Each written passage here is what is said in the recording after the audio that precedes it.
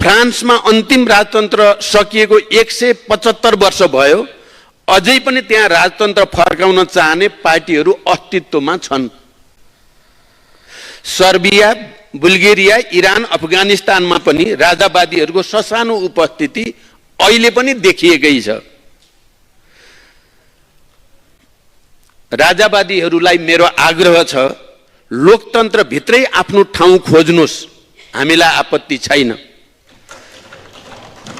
लोकतन्त्र जति प्रचण्डको हो त्यति नै व्यक्ति ज्ञानेन्द्र शाहको पनि हो भन्ने मान्यता हामी सबै राजनीतिक दलहरूले राखेका छौं र हाम्रो संविधानले त्यो मान्यता स्थापित गरेको छ। यो कुरालाई कमजोरी नठानियोस्।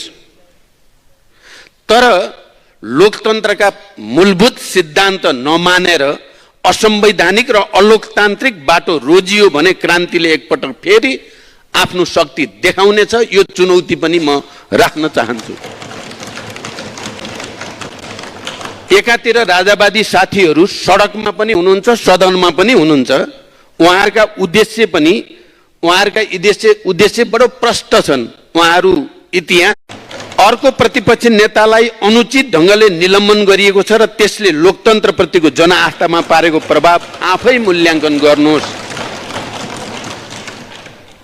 हिरासतमा नभएको नेतालाई सदनमा आउन दिने प्रचलन हामीले पहिला स्थापित गरिसकेका छौं। सदन भित्रै बहस गराउँदा मात्रै लोकतन्त्र सुदृढ गर्न मद्दत गर्छ। ठाउँ ठाउँ घुमाएर हुर्मत लिने कामले लोकतन्त्रलाई मद्दत गर्दैन। यो कुरा पनि हेक्का रहोस्।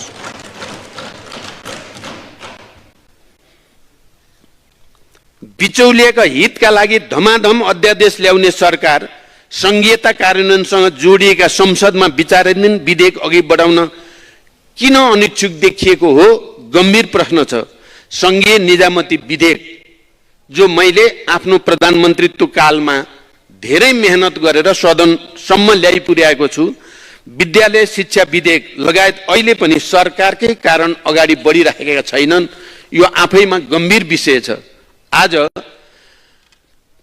प्रतिगमनतिरको मनोबल बढेको छ भने सरकारका स्वेच्छाचारी र गलत गतिविधिले गर्दा नै बढेको छ भन्ने कुराको हेक्का राखिएन भने आउने दिन अझ गम्भीर, जटिल र चुनौतीपूर्ण हुन्छन् भन्ने कुरा विचार गर्न जरुरी छ। कसैको तस्बिर छापिएकै टी सर्ट लगाएकै कारण सरकारले नागरिकलाई नियन्त्रणमा लिइरहेको छ। लोकतन्त्रमा सरकारले राख्छ त्यस्तो हक? हिजो राजा महाराजा नै पुरै सडक खाली गरेर